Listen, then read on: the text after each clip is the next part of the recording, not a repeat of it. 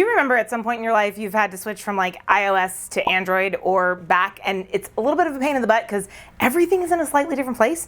Well, running on the ADHD brain is kind of like that same thing. We've been given a whole bunch of manuals and like help articles that aren't built for our operating system. This video is here to help. I remember the first time that I went from iOS over to an Android operating system, and it was weird. Everything was in different places. You had to do different like shortcut movements. It was a pain in the butt. But once I started to figure it out, I actually ended up liking it a lot more, to the point where I've never exactly gone back. But that initial transfer, really rough. Could you imagine if you'd spent your entire life with someone telling you that you were on an Android operating system, but you're actually on a Mac, and so you're looking up how-to articles on a Mac or on an iOS, and they're just not working because you're on the wrong system? Well, that is where most of us have been most of our lives when it comes to our ADHD brains.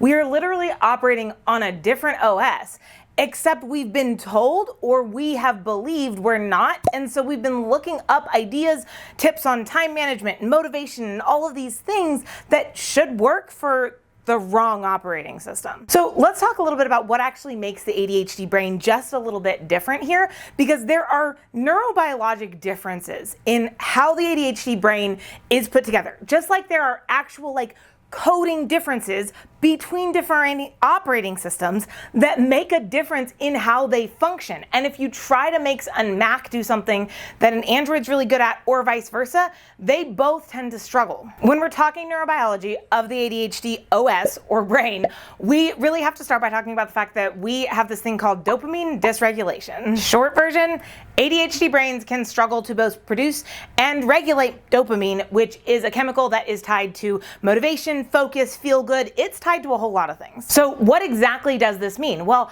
our brains try to regulate that by seeking excitement and stimulation elsewhere. This is where a lot of times we will put ourselves in high pressure deadlines or environments because we perform really well there, because the surge of dopamine for getting it done when you were like right under the wire is much bigger than if you get the project done like way far in advance.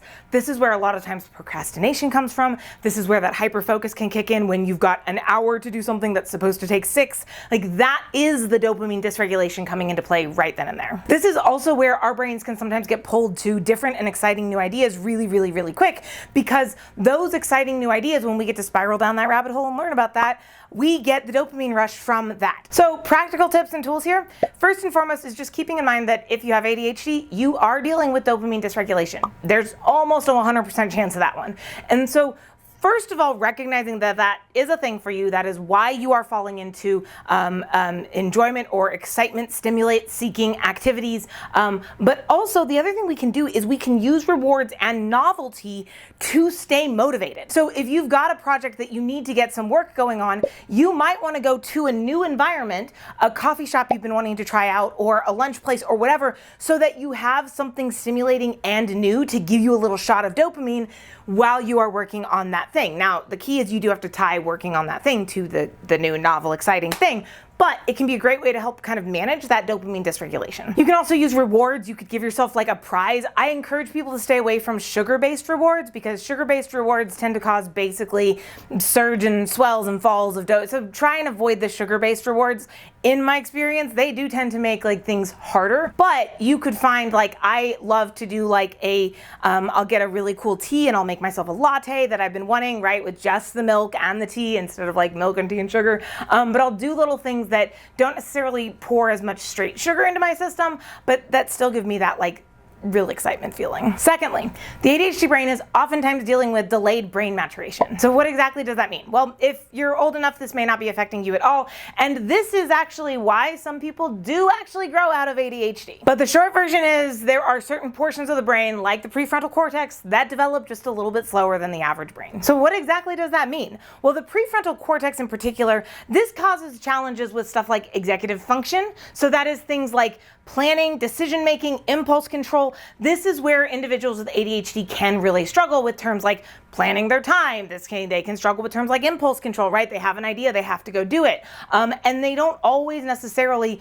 realize they've fallen into that, because that portion of the brain is not always like fully awake and alert to be like, hey, focus, right? So just, again, like, portions of the brain, impulse control, decision making, planning, those are all part of executive function, and those are not always at the same place as a neurotypical brain. So, practical tips. Well, there's a lot of things that we can do, and this is one where I find it's really, really important for you to find what works for you, because what has worked really well for me, one, doesn't always work year over year, but two, doesn't always work for other people. But this is where you can do stuff like having apps for time management, you can have apps for tracking goals, you can have like time blocking, you can set up visual reminders. So I'll tell people, like, use sticky notes, just change them out so you don't end up falling prey to change blindness. Or like, one of my favorite things to do when I notice I'm falling off on the amount of water that I'm supposed to be drinking, I will get a second like jar or whatever these things are called, of water, and I will actually like put it in front of the stairs, so I cannot go downstairs without grabbing my water bottle and making sure that I refill it. Third, the ADHD brain falls into faster and more divergent thinking. So basically, the short version is the ADHD brain will fire faster and it will process that information in a less linear fashion. So what this means is that we're really great at like creative problem solving and brainstorming and like coming up with things to do that require us to maybe not think in step 1, step 2, step 3, step 4, step 5.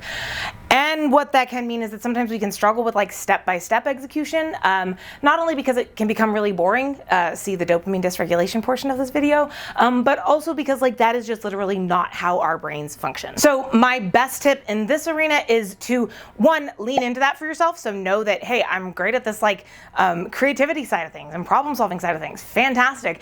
And either get templates or softwares or systems, or hire a VA, even if you are like not your own business owner and like in that type of position, you can still hire a VA for a few hours a week to go in and do a few things for you each week that need to be done, but that you're not very good about because they are consistent or they are like linear step by step, and just have someone else take over that portion of your life so that you can lean into that creative side a little more. There's a lot of additional pieces that end up coming into play in terms of the ADHD operating system. We have heightened sensory focus, we can get into hyperfocus. Like, there's a lot of like actual neural differences in the ADHD brain. We'll keep exploring those, but understand right now that like your biggest goal is to become really familiar with understanding and owning your OS, right? It is time to learn how to take advantage of this and to start doing the things that your brain is really, really great at. One, time for a mindset shift. It is time to stop comparing ourselves to neurotypical brains. Like, our brains are designed for innovation and for creativity,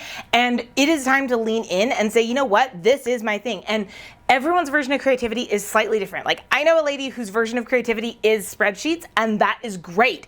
And her having time to go do those spreadsheets and be creative with them, that's actually fantastic.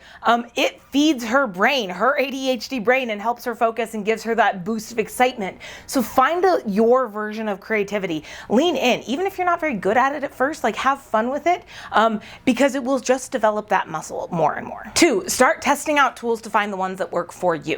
There are a ton of tools and ideas, just like there are a ton of softwares and apps and extensions and links that can be added to all of these different OSs, but it is always a matter of like, this may work on this OS, but it may not be your favorite. So start experimenting around. Use stuff like Goblin tools for dealing with like, tasks and breaking them down. Use stuff like Habitica for goal tracking. Use time blocking apps. Find the ones that work for you and start using them consistently. And then just remember that it is okay to experiment and iterate.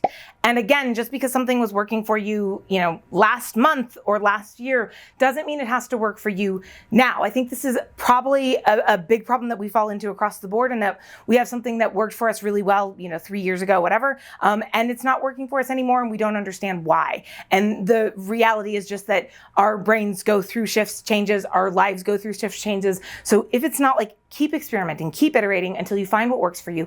And if it stops working for you, that's okay. Just find another one. There are lots of options out there. The key is remembering that your ADHD brain is not a bug in the system. It's a feature. Like, it is the feature, right? When we can learn to work with our unique wiring, when we can start to work with inside of our creativity, our problem solving, recognizing and managing that dopamine a little bit better, the possibilities become endless, right? Both OSs I've talked about, right, as an analogy here, are really powerful and really good at different things, and they both get the job done in their own way. Your brain is just another OS, and it can be your superpower, it can be your supercomputer, it's just up to you to figure out how to use it. And if you like this, don't forget to like and follow. We do tons of this content every single week.